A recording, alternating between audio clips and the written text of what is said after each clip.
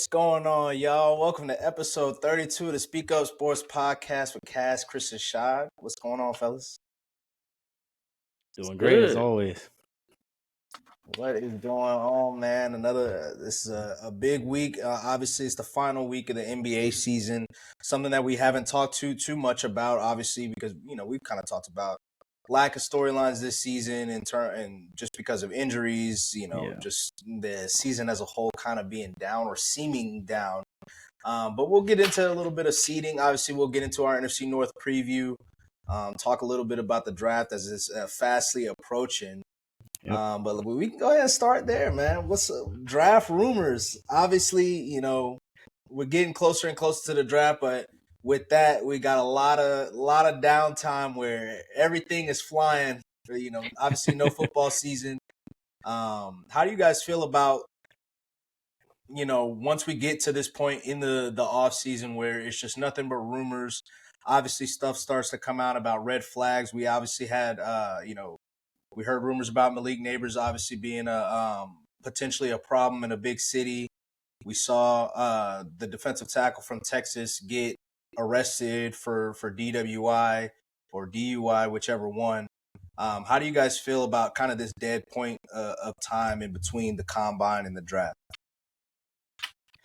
It's always interesting. I feel like it's a little bit too much time. And I get it from a team perspective because, of course, right now what's going on is stuff we don't see. Of course, we hear sometimes about the top 30 visits. But that's what's going on. All the due diligence to figure out, who they want to draft. There's no really fix for it because at the same time, you got these shows that are trying to create content, and trying to drive up views, drive up, page views, whatever you're doing. So it's tough because you can't you can't really do what the NBA does and have the draft 2 weeks after or a week after the NBA finals because of how much goes into the NFL. First of all, you got 7 rounds versus 2 automatically. You got to do more work. So this time is needed. It's just it gets really stale. It gets really stale. So we've seen it all the time where draft stock rises, falls. In this period of time, it's unavoidable. So it's kind of just like it's a part of it at this point. I think the neighbor stuff is kind of crazy. And he even said it on his he was on the live, I think, with Jaden, just talking about how crazy it is that this time of year shit gets brought up like that. But it's unavoidable. You just got to try to keep stay straight, which you got to have the right people around you too. Yeah, you gotta have the right people around you, but my God, you trying to make a living out here. You like at some point you just gotta realize, like, come on, man, stay straight to the draft. You fucking up your draft position by just doing something that's simply stupid, like the DWI, whatever. It's like, why? Like, yeah. I'm not advocating that you need to be working out 24/7. You need to be a workout warrior through this time period. I'm not saying that, but if you're expected to be drafted and pretty high at that, like, you just got to know, like, let me stay straight. Let me stay straight on the narrow path and get my mind right for the NFL. And for that, I'm like, that's no excuse. The Malik Neighbor thing, that shit just crazy. It's always gonna be some weird story coming out. It's just always something like that every year. So that's gonna happen. But the DWI is inexcusable to me. For that, for the defensive tackle that got arrested, how do y'all feel in terms of, like, now people in the media have been saying, oh, he went to go, he was speaking to the teams about his partying and how he was going to cut that down. Do you think that stuff is fair, to these kids that are coming in, these college or these adult men, however you want to put it, that are coming in from the college to the NFL? Do you think it's fair for them getting that type of coverage? Or, like I said, to the Malik Neighbors point, or in the past we've seen stuff said about people's backgrounds. One of the most famous things, I guess, was when they asked Dez about his mom and her history. How do y'all feel about that and stuff like that get reported just in general? Yeah. Kind of the same way it's unavoidable. It's the same kind of light that we saw during the NBA draft last year. When, of course, Malika was talking about the Brandon Miller thing and that stuff. Like, it's like, why are you bringing that up? Why are you bringing it up? But at the same time, if the conversation allows for it, and in this case, it seems like T'Vondre Sweat, that information wasn't even going to get out, or it was probably going to get out a little bit later towards the draft. But because this happened, they were like, "Oh, this is the right time to put this out because obviously it's all connected." So I mean, it's interesting, but at the same time, that's what journalists do, and that's the limelight that you're in, and that's what people, your parents, your team, your agent have to prepare you for. And I mean, you can't really get mad. Like, I know some people do get mad. The journalists get mad at ESPN, stuff like that, for reporting this stuff. But at the same time, it's like that's the stuff that gets talked about the most. And that's just reality of entertainment as a whole, you know. I'm on the fence because I guess I don't like that family aspect. I don't like the digging into the past aspect and bringing up something that has nothing to do with you. Or they can say, oh, well, this is what, this might have shaped you to be who you are. Okay, but we don't got to talk about it. Like, that has nothing to do with me.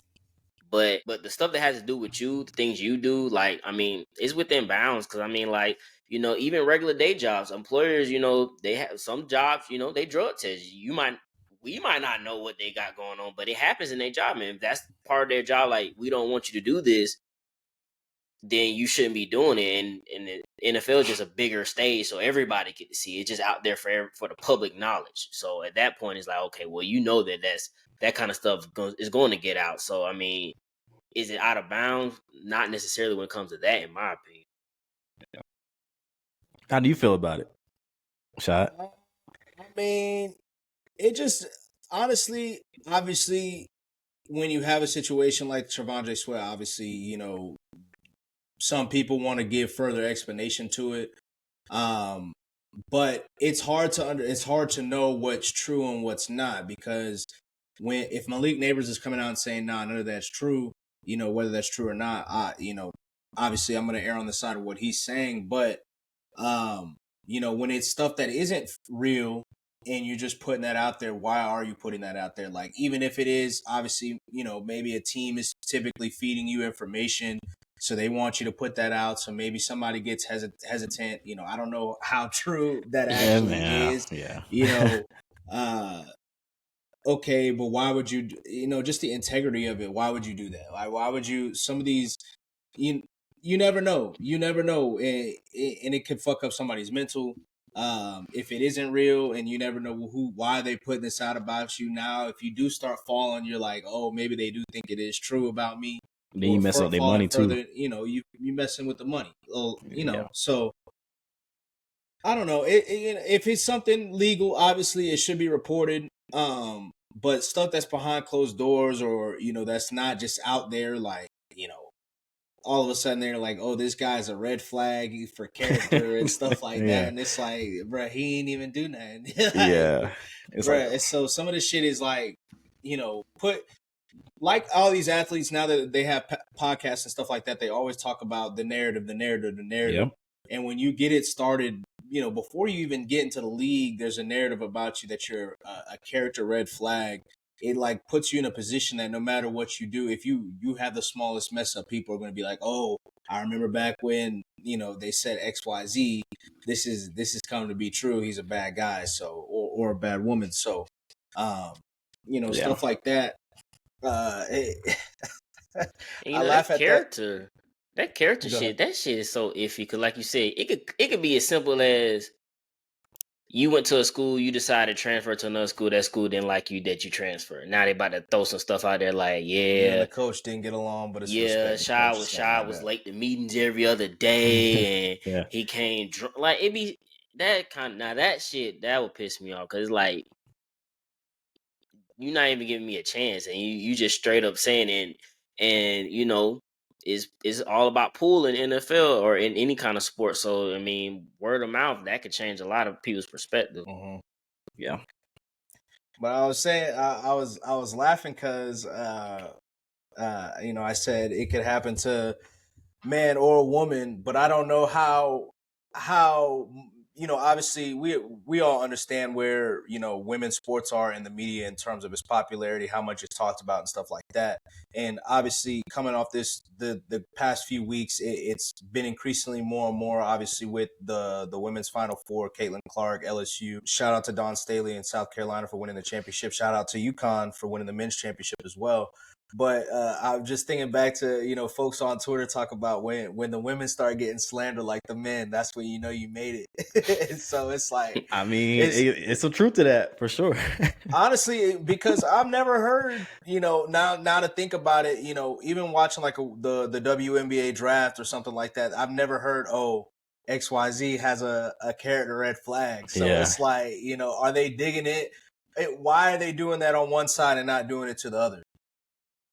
So it's interesting. Is that gonna, with the stuff, obviously with more focus on, Caitlin Clark in this next draft coming up, is that something that we're gonna see where we start hearing, because obviously we know more and more worldwide about some of the women in college sports or in college basketball.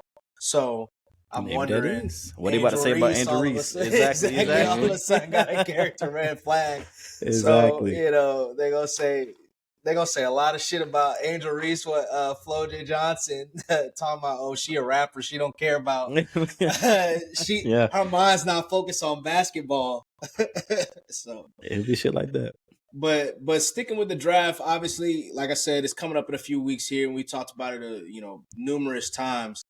One of the things that always happens in the draft is trading up and down, obviously with draft picks, but we also see a lot of big moves with players. Who are some players? Obviously, we've talked about it with the T. Higgins, Brandon Ayuk.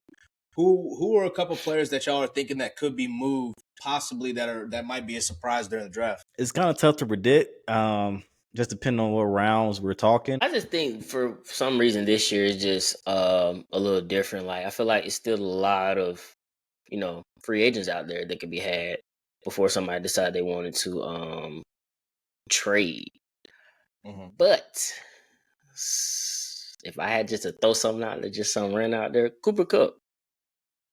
Okay.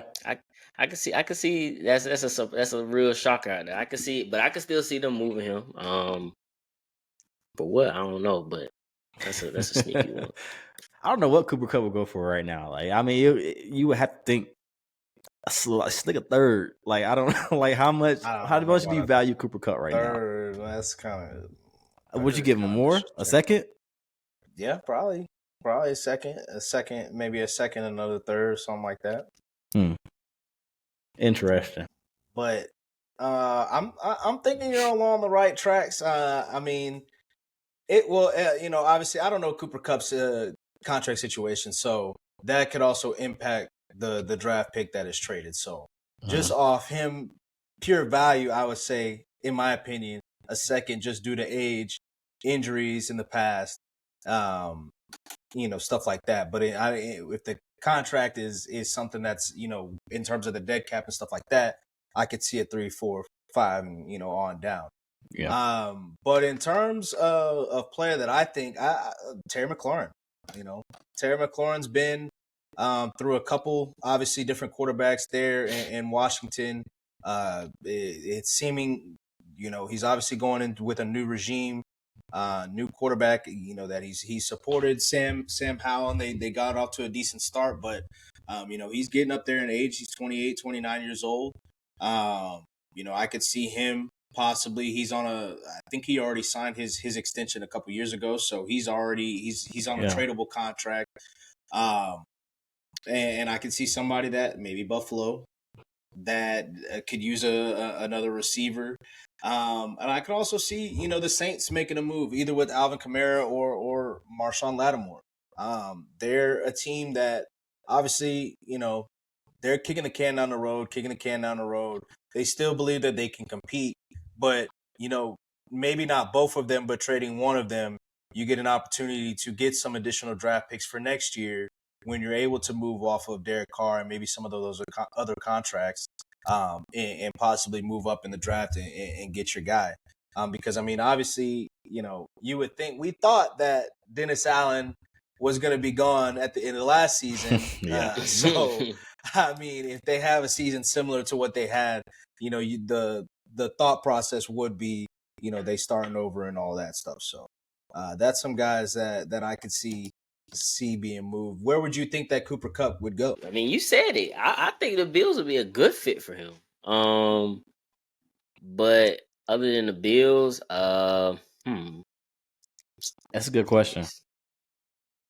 That's tough. That's tough. Kansas City. I like I him was going gonna to say the Kansas Patriots. They get City. a quarterback, man. Ah, dang. Why? Because he's a white boy. Basically. Niggas Perfect is fit to crazy, me. man. Basically. Niggas is crazy, bro. Yeah, go from Welker to Edelman to Cup. Why not? Hey, Nah, I don't know. I mean, the Patriots could use a receiver. What about Jacksonville? Jacksonville's an option. thought They about definitely need a that, but receiver. Why Jacksonville? I think he would do good. He would do good things for Trevor Lawrence. I will say that. If you're trying to get But everything I don't you know can out of him. I don't know, in terms of fit, because I right feel like because he they kind of got Kurt down Christian there. Kirk. Obviously, they both play inside outside, but just in terms of that security blanket, they might be a little redundant there. So I don't know. Josh Allen, Cass thinks they going. He going to the Falcons, but I don't know if they I willing said to I would trade like to to see first. it. I don't think it's going. I never think it's going to happen, but I would like to see it. What's wrong with that? I mean, ain't nothing wrong with it, but he ain't going for that Brian Burns trade. I hope you know that. Nah, he's not. I mean, but at the same time, they get to if it is a trade down like with a team like the Falcons that are picking in the top 10, that's an extra incentive. Oh no, it ain't. It ain't gonna be Or trade. Cooper Just Cup can you stay in have the to have same more than city. that. He could. That would be an interesting trade. That would be. They've got a good amount of cap space, and we're speaking about the Chargers here. They've got a good amount of cap space where they could take on a decent contract and still have money because I believe they're going to be a trade down candidate, so a big draft class. So that would be. Hey, I would love that. Hey, that would be interesting. And he can help out Quentin Johnson over there. I don't know what he got going on. But moving, real quick though, I didn't even think about that Terry McLaurin, like him being moved. I think it's a very tradable contract because he has like 2 or 3 years left, but and guaranteed money, he's already got the bulk of that. I think this is last year guaranteed money, so that's a sneaky one. And they got some receivers they drafted. Obviously, they drafted Dotson a couple years ago. They got the Diami Brown out of UNC. I don't know how they're still feeling about him. Obviously, Curtis Samuel left, but they can trade draft him for same thing, second round pick, third round pick, and then draft one of them young receivers to grow with Drake May. But we'll see. We'll see. But moving on to our NFC North preview.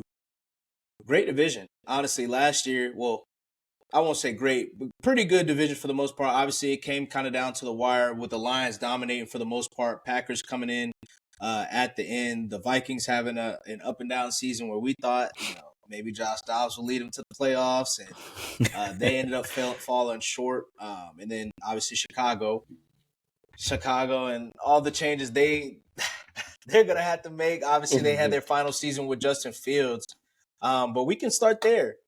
Obviously, they're the first going to be the talk of the off season. Really been the talk of the off season with the trade of Justin Fields. Obviously, we've talked about that a lot, and in terms of what he actually went for compared to what we thought. First overall pick, 2 picks in the top 10 of the draft. What do you guys think they're projecting moving forward? How do you feel about their additions with Keenan Allen, Gerald Everett, DeAndre Swift, Kevin Byard? Yeah. Montez Sweat technically in a full season. How do y'all feel about the Bears moving forward? Yeah. I mean, we talked about them a lot because they've been talking all season. So I won't go too long on this, but obviously we're all expecting Caleb Williams to be their quarterback going forward. And of course they think he's a special talent. A lot of people around the league do.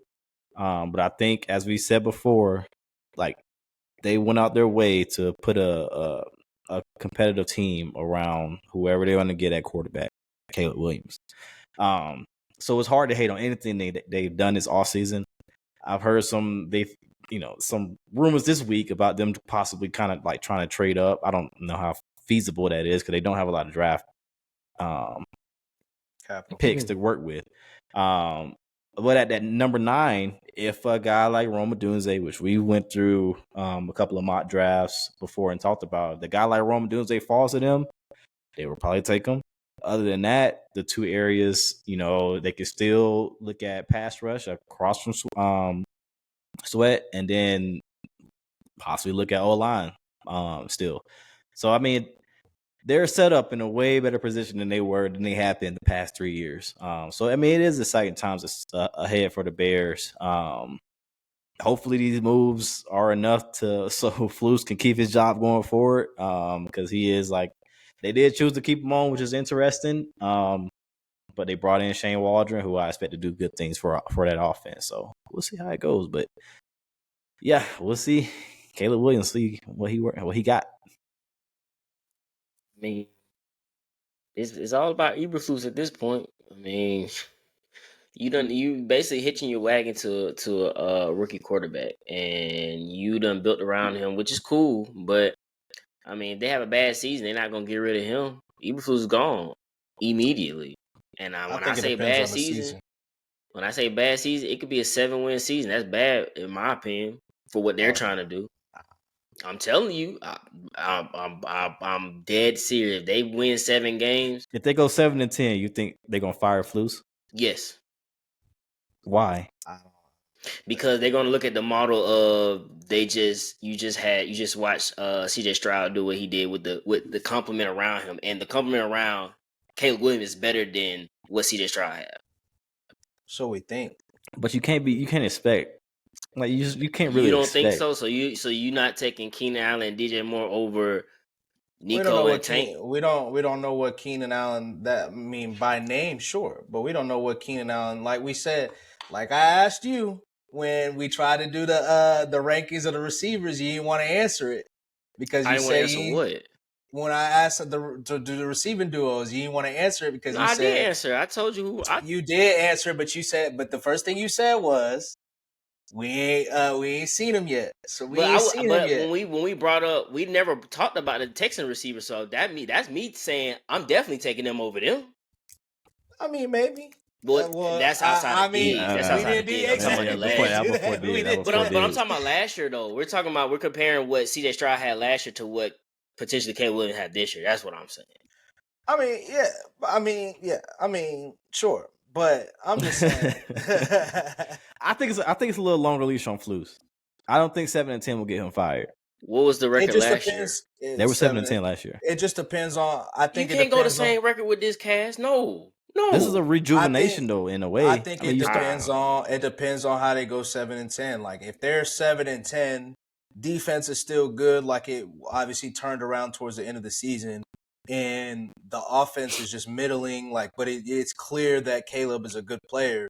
Then I think they're going to stick with Eberflus. Like, I mean, but they're going to have to see progression through the season with Caleb Williams, and that's a tough division. Like, what do you expect? What's going to take for him to keep his job? What their record need to be? But they didn't make the playoffs. What you mean? Just make the playoffs? Yeah. I get it. It's been a few years, but I think my whole thing is the progression that we've seen this team have, even with what most folks would consider Justin Fields didn't do what he was supposed to do, whatever the case may be. You decided to keep this coach because you believe that, okay, it might have been Justin Fields. We got an opportunity to get the best quarterback in the draft. Our defense has been progressively getting good, and we decided we're going to sign Swift. We're going to get Keenan Allen. We already got DJ Moore. We just traded for Sweat. In my opinion, you're saying like it's not a all in situation, but it's like no, we're pushing our chips forward. Like we think this is who we're going to be.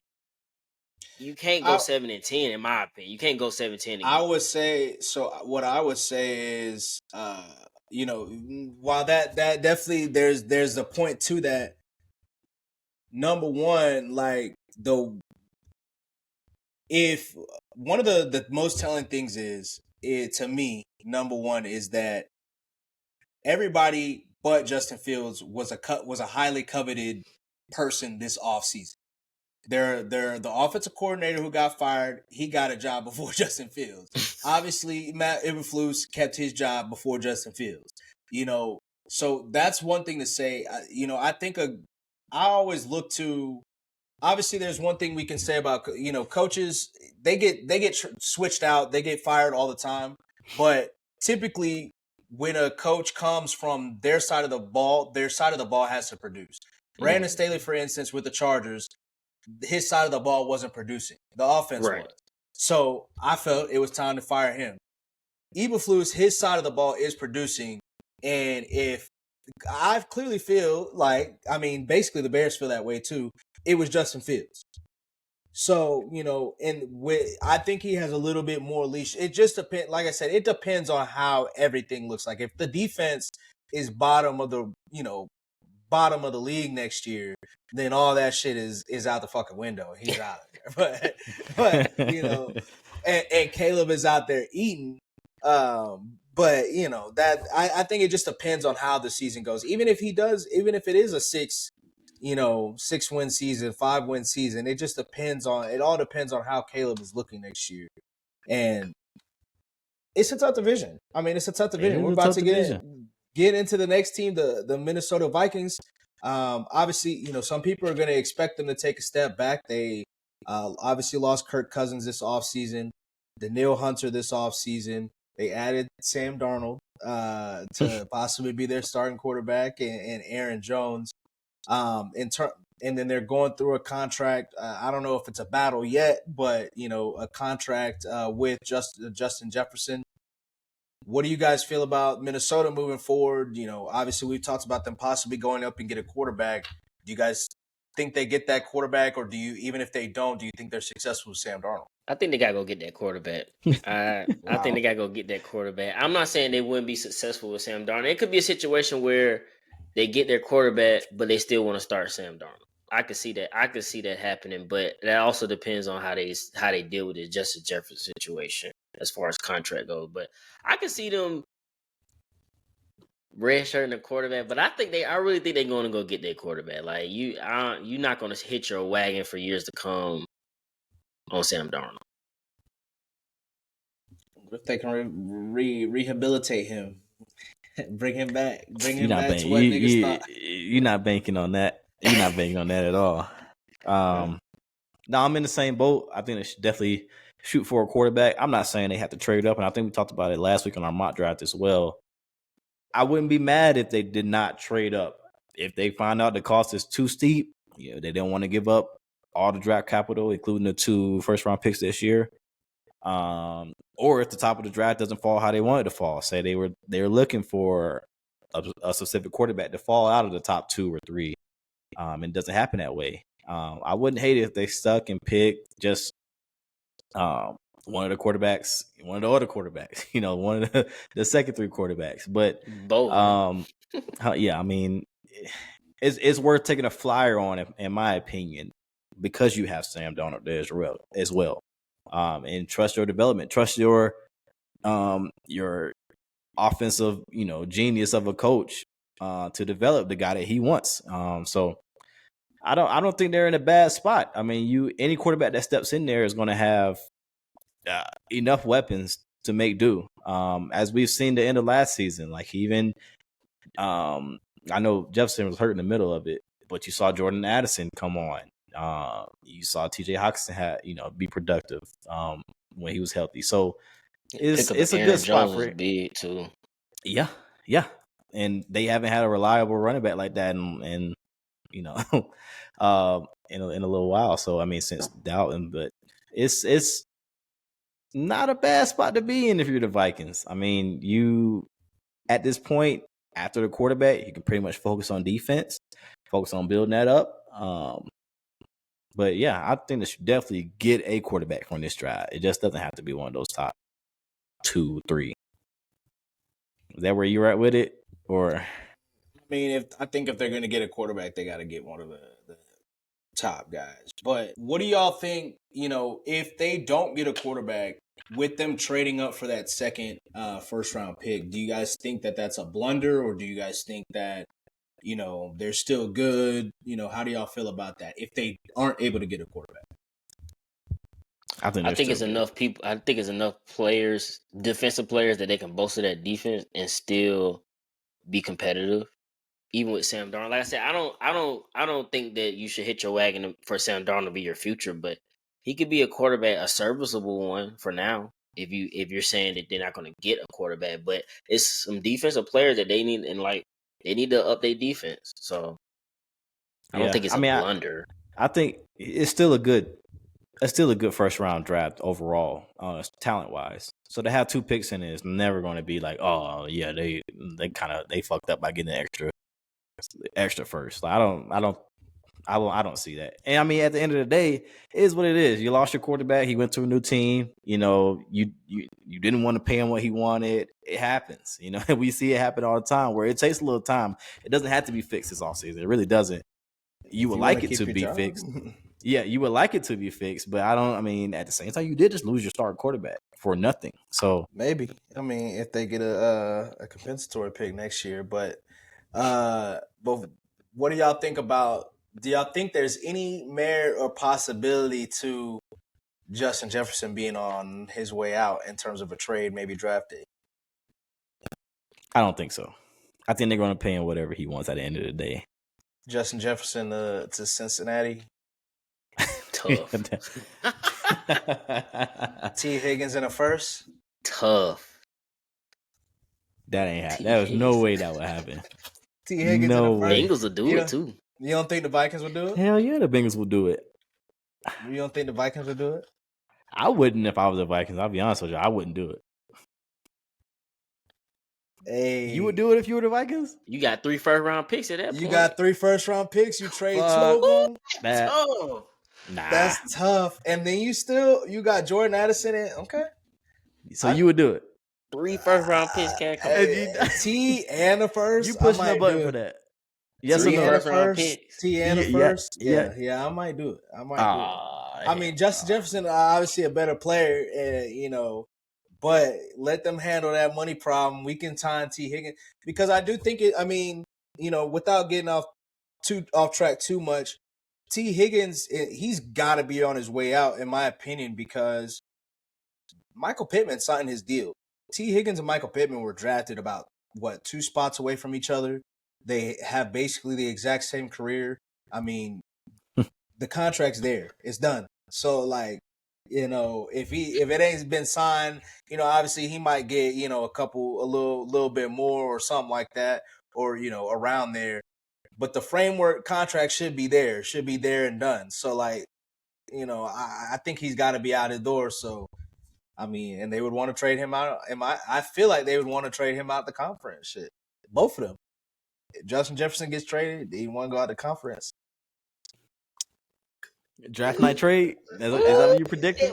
That would be, crazy. hey, that would be crazy. Hey, that would be nasty. I'm predicting. I'm gonna stamp it. You gonna stamp it? Predict it. I'm gonna stamp it right now so I can be the first one. What Skip say? First guessed it. But I think they can be successful with Sam Darnold. I still believe in Sam Darnold to an extent. I don't know if he can be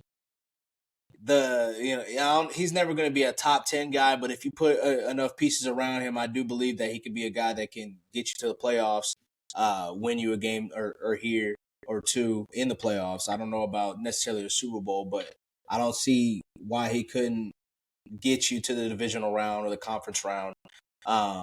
So I don't necessarily think they have to get a quarterback, but if I was them, I would be heavily disappointed if I didn't, with the fact of getting 2 first round picks, because giving up a pick from next year only hurts if they're obviously been a team that has been looking to get a quarterback for a couple years now. Obviously, it's been heavily rumored that they wanted to go up and get Anthony Richardson. So, that would be something that would be a bit of a disappointment if I was a Vikings fan, if I was in that Vikings front office. How do y'all feel about?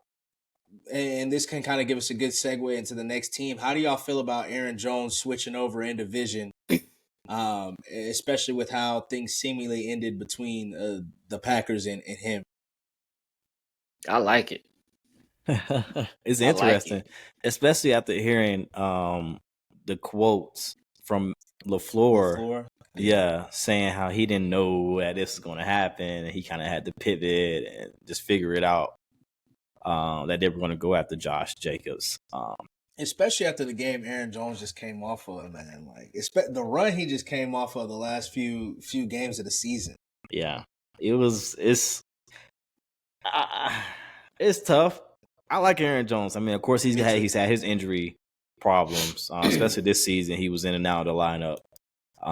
But the dynamic, like how dynamic he is, it's tough to replicate that.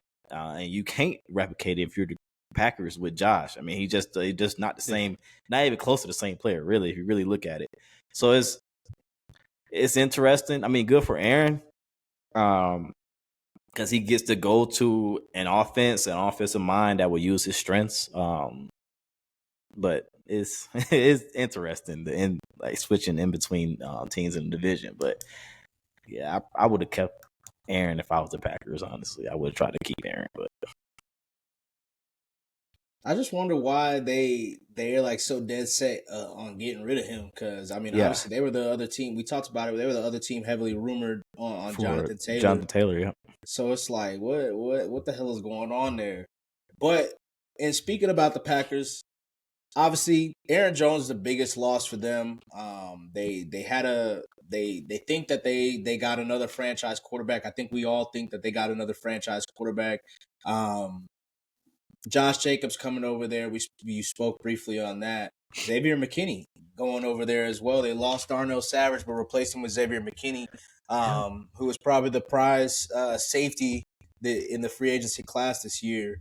How do y'all feel about the Packers moving forward with that quartet of receivers? Jordan Love. What do you think his his ceiling is? I mean, the hope is that they just carry on from how they ended the season. Beginning of last season, it was rough. A rough start. They were in games for like quarters at a time. They would either come back into a game, or look good in one half, bad in the other half. So the hope is that you spend the whole off season, with the group together. Hopefully they figure out Christian Watson, his injury issues. I know they were talking about exploring his hamstring issues to kind of get to the root of it this offseason. So hopefully they figure that out because he's a huge piece to what they have going on. No matter how many receivers they do have, they definitely need him out there. But you get an offseason to kind of have Jordan Love, get that rapport great. I mean, it looks like it's only pointing up for the Packers. Of course, we'll see if they can kind of put it all together. Like we said, it's a tough division. So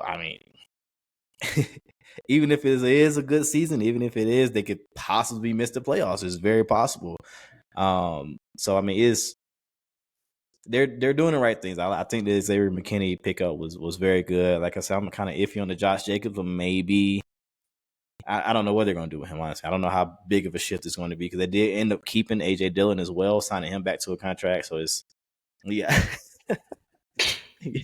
Yeah. I mean, so we'll kind of see with the Packers, but I mean, it's pointing up. The arrow's pointing up for this team. And that's all you can really say after how they ended last season. Speak up. I mean, yeah. I mean, like look, they were a couple plays away from making to the NFC Championship game last year, and fluky plays too. It's tough that you like you said. I mean, y'all both said it. I mean, it's tough that you let Aaron Jones go. I mean, that's a dynamic player, especially for that offense. But I mean, everything looking up for them. I expect them to be the top dogs of the division. I know they didn't win the division, but how they played like down the stretch and even the playoff game, like just the thought of this is basically his first year actually playing. Like I'm the actual starting quarterback, and yeah, it looked rough at the beginning, but like Cass said, they were in games. It wasn't a lack of trying. They just had he still got to get repetition with his receivers. That's what I felt like it was going on, at least at the beginning. Yeah. I mean, they And looking tough. In the beginning, he wasn't. He was still having those big games. It was like 3 touchdowns. Remember against the Falcons? What did he go for? Falcons, 3 touchdowns. I guess I meant more so winning the games, but like you said, I'm just saying it was just weird. Like, he would go for the 3 because we talked about it. He would go for like 2-3 touchdowns, and then the whole fourth quarter just fuck going on. Like, yeah. Whole second half, whole first half is nothing. Whole second half they eating. It was just like to your point, just very inconsistent, and that's what happens when you obviously first year starter. So in terms of Jordan Love and his ceiling, like, do y'all think that he is somebody that could be a top, maybe 5 quarterback in this league? I would like to see another season. I say 10. It's tough to say that. It does help that he's in the NFC because off rip he's one of the top 10 quarterbacks in the NFC. Which I mean, I guess it's only 15, but top 7, top. I mean, he is. He's what, top 5? No, you said top 10 in the NFC. That's heavily disrespectful. No, he is. That's just facts. Whether he's 1, 2, 3, 4, 5, he is top 10. That's disrespectful. No. But he is one of the top quarterbacks in the NFC, so that does help him out a lot. Off rip, but at the same time, like Chris said, we do need to see it again. This was just one season, and I mean, it looked good, but we've seen people just have one good season before and kind of fail to figure it out again. And I do think that we need, everybody we needs to give more credit to Matt LaFleur. Obviously, comes in, gets 2 MVPs with Aaron Rodgers, 13-3 seasons. His one down season, they missed the playoffs by 1 game in the last game of the season, and then he obviously replaces a legend, makes the playoffs, and wins a playoff game against the big bad Cowboys. And people always talked about it basically just being the Aaron Rodgers, Devontae Adams show. I think Matt LaFleur deserves a lot of credit, and deserves a little bit more respect. But obviously I was high on the Packers last year. Probably a little too high on the Packers last year, saying that they're going to get a defensive player of the year at the cornerback position. But I'm excited for what they look like going forward in the future. Like Chris said, I do think that they should be the favorites in the division this year. Once again, quartet at receiver. All 4 of them are good. All 4 of them can play. Maybe one of them ends up getting traded, Christian Watson. Yeah, man. Maybe. You never know this offseason just to open up because, I mean, they I can't remember. Bo Melton. They also have Bo Melton that made plays for them at the 5th receiver. So, you never know. But the Packers, I'm excited for what they do moving forward. I'm excited to see who they get in the draft. Can obviously get another corner outside of Jair, but I mean the team is it's a pretty solid team top to bottom. Maybe use another pass rusher if Luke Van Ness is not what they think he could be. Yeah. So I mean they're in a position where at 20, I think they're at 23 or something like that. That they can really be like best player available. Honestly, they're not pressing for too many needs. Of course, you kind of do want to figure out the tackle situation, but whatever comes from that. But yeah, they could be best player available. It seems like they have that kind of figured out for the most part. I mean, true. I mean, they did go the whole season. They played basically like 2 seasons. Yeah, that shit was crazy. Yeah.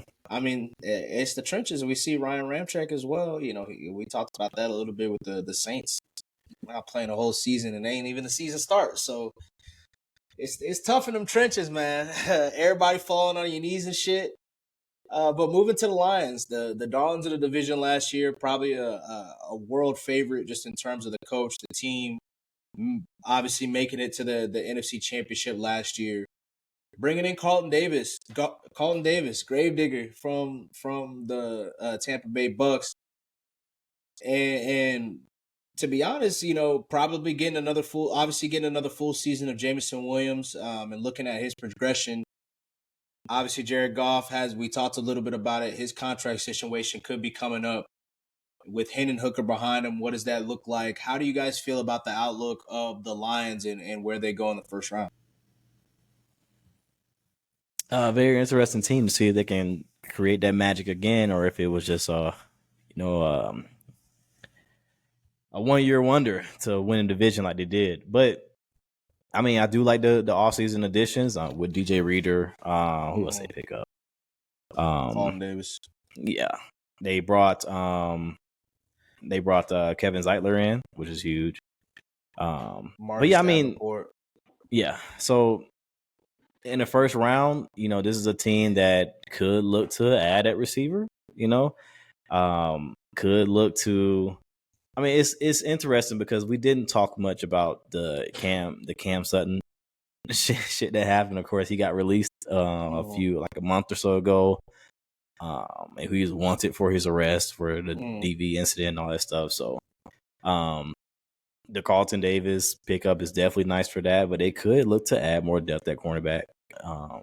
So I think those are the two positions I would look at for them. They're pretty, I want to say set at the line, but they have one of the best offensive lines in the league off rip. So with this draft, especially being heavy in offensive tackles, especially up in, the end of the first round, they can definitely afford to even trade back if they wanted to, but definitely that's not an area to look at. So maybe that. Oh shit, maybe another pass rusher cost from 8. I don't know. Man, shout out Jared Goff, man. The disrespect. This man was a number 1 overall pick, and nobody wants him. I mean, he did good last year, and I like how their offense performed. I like the fact that they do lean on the run heavy with the play action pass. Biggest thing for them, hey man, they coach got to do a little better job of how he be aggressive, because some of that shit he be doing, I be like, God damn, bruh. That's your MO. That's your MO. I know that's your MO, but I don't know. I don't know. But as far as drafting, I mean, I think they'll go defense. Like Cass said, man, they got a stout offensive line. They could go receiver. I like their receiver core. I think with Jameson Williams, I think if he get another year under his belt, like you said, he missed 6 games, the first 6 games last year, something like that. First, yeah. It was first 5 or 6 games. I mean, that's a lot of games to be missing as far as, getting a repertoire with your quarterback. So I think, with a training camp and a fresh start for him, I think that'll do him good. But yeah, I mean, I can see them, add another edge rusher. And it's going to be his first, a real training camp where he's really getting in and stuff like that. So, and going straight to the game. So that'll be exciting to see. But I'm the outlook of the team, I think that they're going to continue to be a good team, which is another reason why I'm not so sure about the Bears making the playoffs. So I do think that they go for them. Yeah, I do think that they go corner in the draft. I could see them getting a Kool-Aid McKinstry. He's so serious over there. Maybe even Cooper DeJean if they don't see him at safety, or they bring him in as a safety. Another year with Brian Branch, obviously. Excited to see what he does. They lost Chauncey Gardner as well, but obviously, he was in and out in the season. But in terms of Jared Goff, I think they should sign him to a contract. Obviously, I don't think he should. I don't think they should give him the world. He shouldn't be the number 1 paid quarterback. Similar to how I feel about Dak Prescott. So I'm excited to see what he gets. Hopefully, they're not dumb and they don't break the market there. But, I already stated that I think the Packers will be the lead in the division. How do y'all feel about the division moving forward? Who do you guys think should be the favorite going into next season? I think still the Lions to lose. I like the Packers. I like what they did, but I think the continuity there will help a lot to kind of keep them up on the top of it. But I think it's going to be very close. I think it'll be very, very close with this division. So, but I still got Lions. If you want to give it to the Lions because they won, sure. But like I said earlier, I get the edge to the Packers though. I mean, I like what I saw from them last year. I like how they ended the season. It's nothing but. Is he the best quarterback in the division? But I mean, I give it to them. I give them the edge, but it's a slight edge. Like Kat said, it's one of them things where it's gonna come down to the last 2 games of the season. Yeah, they're both gonna be playoff teams. But is Goff the best quarterback in the division? Who is the best quarterback in the division? Goff is currently the best quarterback in the division. You think so? Yep. What about Caleb? No. It could be. It's a possibility. Nah. It is a Not right. possibility. No. Okay. We're gonna see. We're gonna see next year. You know, they saying Caleb is supposed to be top 10 when he come into the season. So According to Nick Wright. we're gonna see. We're gonna see. But switching gears from the NFL to the NBA, like we said, final week of the season. We got the play-in tournament starting next week. Probably going to see some superstars again in the play-in tournament, I feel like we've been seeing since the inception of it. But reviewing our where the seeding is today versus how we had it at the beginning of the season. My playoff teams is right for the most part. I'm one off on both sides, but the seeding is looking kind of right now. Yeah, it's pretty. Let's start in the East. Let's go ahead and start in the East. So right now in the East, we got the Celtics at 1, Bucks at 2, Magic at 3, and I'm going all the way down to 10. So Knicks at 4, and obviously everybody's clinched at this point. So Cavs at 5, Pacers at 6, Sixers at 7, the Heat at 8, and the Bulls at 9, and the 10 is the Hawks. The Bulls and the Hawks are locked into the playing position, so they can't move. But yeah, what y'all want to go with what y'all had? Yeah, so I'll start. I'll go 1 to 10. So I did have the Celtics being the first seed, which checked out. I didn't. No way in hell I thought they'll be the first seed by 15 games, but yeah. The way this shit is shaped out is kind of crazy. I did have Bucks at 2, which is as of right now holds, but it's a possibility. I mean, they lost 4 in a row as of today, so I mean, it's they could fall. It is close under them easily. At 3, I had the 76ers. Of course, they probably would have been up there if Embiid didn't get hurt and miss 40-something games. So I don't know. I still feel myself about that one. 4, I had Cavs. 5, I had Hawks. That was where I really fucked up. 6, I had Nets, which is really even worse. 7, Knicks. 8, Raptors. 9, Heat. 10, Pacers. So I guess, if you swap out Nets for Bulls, it's the top 10. I mean, it wasn't even that hard, honestly, in the East to kind of figure out which team's going to make the play-in, bubble. I think we all had the Nets, honestly. Yeah, I know, Chris, you had the Nets being the 7th seed, and Shai, you had them making at a 10. So, but yeah, go ahead. Let's get into it, Chris. Before we address Cap Ass. I don't even remember my shit. I know I had. You had Bucks. The Bucks, then 1. Celtics. You had Cavs, then Celtics. Oh, I had Cavs. Oh yeah, Cavs be on that. Then you had Hawks 4 seed, 76ers 5 seed, then Knicks, Nets, Pacers, Raptors, Magic. See, the thing about it is, I wasn't expecting the Bucks, to get rid of their coach mid fucking season, and then decide they just want to sell the shit off. I wasn't expecting none of that shit. You were low on your Celtics though, which is interesting to see how that. My reasoning was because I thought it would have been a more seamless fit with. It would have been a better continuity than Porzingis coming in and Drew Holiday. That was my sole reason for, and I think I said that was my sole reason. I said they were gonna have a little skid in the middle somewhere, but they still was gonna be top. But lo and behold, it was actually the Bucks who having a fucking problem. It was complete opposite. Yeah, complete opposite. They don't have a fucking issue. So, and there was a lot of injuries this year. So, I had basically the same. I had the Bucks at 1, Cavs at 2, Celtics at 3. Sixers at 4, the Hawks again, at 5. 6, I had the Knicks, Pacers at 7, Heat right on the dot, 8. Trash. I got a Bull. I had the Magic at 9 and the Nets at 10. Shout out to the Magic, man. Can be the 2 seed by the end of this, which is crazy. Which I don't think they'll end up the 2 seed, but could be. We can walk through it. So the teams competing for the 2 seed: Magic, the Cavs, the Bucks, and the Knicks.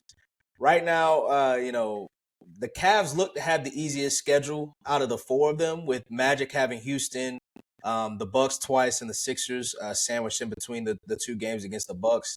The Cavs just have Memphis, Indiana, and the Hornets, which they lost the fucking Hornets for some odd reason. Got waxed. Then the Knicks got the Bulls twice, Boston, and the Nets. So I mean they're right there, but I mean they have Boston there. And who obviously, I mean, Boston could technically be sitting folks if they want to. Honestly. And then Boston's playing the Bucks tonight. And then the Bucks have, obviously, like I said, the two games. They actually have the hardest schedule. The two games against Orlando, Boston, Orlando, OKC, then Orlando again. So, and all of those games are going to be seeding games for every team except for Boston. Obviously, Orlando's going to be trying to go to 2. OKC trying to get go that first 2-1 seed. So in that fall, now that we've got the Bucks, so right now, like I said, Bucks, Magic, Knicks, Cavs are 2, 3, 4, 5. How do y'all think it shakes out? I think it shakes out. I'm gonna go for it. I think the Magic end up pulling it off. I think the Magic get 2 seed. Magic, Knicks, Cavs, Bucks. I think the Bucks are free falling right now. Which, I mean, I don't know how much they even care at this point, but yeah. Because, I mean, they stay at 2. If it shakes out how it is right now, they got a first-round matchup with the 76ers, which, I get they could still win that, but that's not what you want to do. That's not the route you want to go. How you got to shake it out, Chris? I'm gonna stick with the Cavs second. Somehow they're gonna get up there. Bucks, I think they're gonna stay third. They'll probably win today because Celtics. I know they sat like 3 players today, so they probably win, but somehow they might lose. But I think they'll somehow keep the 3rd seed. Then got Magic and Knicks. Okay. How you think it's gonna shake out? I know you got Cavs moving up. So I think that we get the Bucks staying at 2. I got the Cavs going to 3. With the Magic I got the Cavs going to 3, Knicks staying at or going to 5, and the Magic going to 4. Okay. So I think the Knicks take the big hits against that trash schedule they got. They've been 2 or 4 I think over the last 6 games. I think that slide continues while the Bucks obviously they've been on a much of a slide, but going against these tough opponents I think will be good for them. Starting tonight, like Chris said, I do think that they get the dub, so I think the Bucks kind of stick in position. But moving to the Western Conference, a lot more movement can happen here. But for the most part, I imagine that everybody's standings or at least the teams are mostly the same. But currently, we have the Timberwolves at 1, the Nuggets, the Thunder, the Clippers at 4. Mavs at 5, Suns at 6, Pelicans at 7, the Kings at 8, and the Lakers and the Warriors at 9 and 10, respectively. You want to go ahead and start, Cass? Yeah, I mean, I guess my shit is all wrong though. Yeah. Western Conference all over the place, man. It really is. I mean, it's a tough conference though, because you got the 10 seed is 43 and 35. You know what I mean? That's like, man, that's really solid. That's a really solid season. To be 10 seed. But anyway, I had Suns being the 1st seed, which I'm pretty off on that. They just did not put it all together in time. I mean, they're still dangerous. They still could be dangerous in the playoffs. Could be. But I had them 1 seed. I had the Nuggets 2 seed. Was checks out as of right now. I had Lakers 3 seed, which, I predicted if they were going to be healthy, if LeBron and AD were going to be healthy most of the season, they would be up here. And LeBron and AD were healthy most of the season, and they're still not up there, which is crazy. Yeah. That's really what it tells you, honestly. Hot pockets, man. Take your hands out your pockets. I had Clippers 4 seed, which checks out right now. I have Kings 5, Warriors 6, Grizzlies 7, Timberwolves 8, Mavericks 9, and Thunder. I was super low on the Thunder. I had them 10 seed. But I don't feel good about that. But I didn't see them being like this I either. had the But Thunder at the 10 too. yeah, What's Chris looking like? Chris had Nuggets 1 seed, Suns 2 seed, Kings, Lakers, Mavs, Clippers, Grizzlies 7 seed, then the Thunder 8 seed, then Warriors and Pelicans. So Okay. All of us alone the Thunder, boy. Yeah, I mean, yeah, man. we missed that one. We missed that one right here. Yeah, big time. But I had the Nuggets, the Kings at 2, Lakers 3, the Suns at 4, Clippers at 5. So almost got that one. I had the Wolves at 6, Mavericks at 7. I had the Grizz at 8. Obviously, nobody expected John Morant to have a season-ending injury, so we'll give I'll give everybody gets a mulligan there. Get some grace. We'll get some exactly. But I had the Pelicans at 9 and the Thunder at 10. Obviously, I'm not going to go through all the games for all these teams because it all could shake. Obviously, 1 through 3 can shake. Clippers are seemingly kind of locked in. I mean, they could go up, but obviously we have between the Suns through the Warriors and the Mavs, really all of those teams could drop into the play-in, could possibly stay out. How do y'all see that bottom 5 shaking out? I think honestly, at this point, of course, the Lakers versus Warriors is a big game tonight. By the time this comes out, we'll have the results of that game.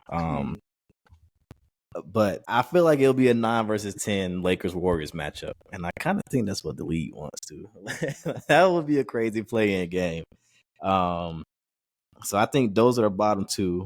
I think that's how it shakes out. As far as the other 3, I think it's tough with BI being out for the Pelicans. I would have easily had the Pelicans being that last 6 seed before the play-in, but right now I'm gonna stick with the Suns making to that 6 seed. Meaning that Pelicans Kings will be the other matchup at 7 and 8 for the playoff. I think that's how it shakes out. It's gonna be interesting. What say you, Chris? So right now, the Suns been a little up and down for me. I think something's gonna happen. They're gonna end up going back to the 7 seed, and it's gonna be been snapping, but they did lose their last game. But it's gonna be Suns and Kings and Lakers and Warriors. You think Lakers Warriors stay at 9 and 10? Okay. So I actually think I think the Suns fall. I agree with Chris, but I think the Suns fall to 9. I think it ends up being Suns Warriors.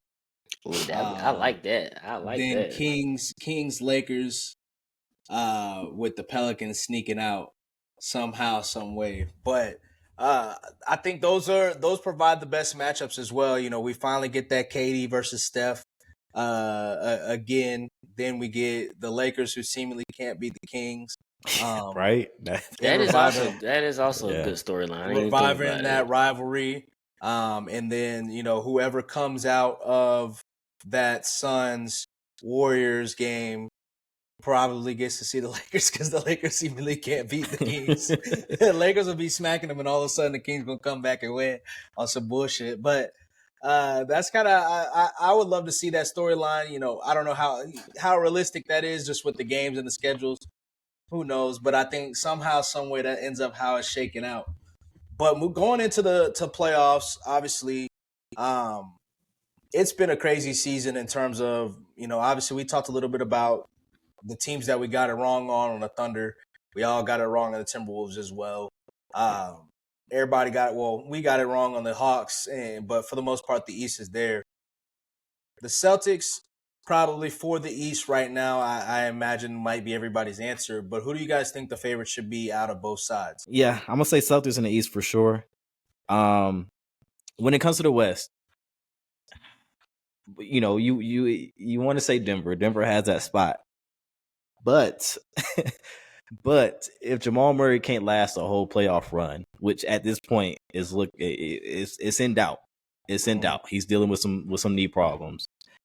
You got to think a little harder about what's going to happen. You know what I mean? Dallas looks good. They've been pretty much the best team this second half of the season, or at least since tap in, Chris. All-Star break. since the All-Star break. So definitely a great matchup is if it stays 4-5 with the Clippers and Mavericks at first round.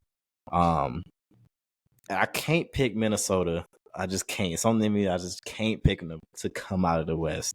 Because they ain't got Kitty Cat.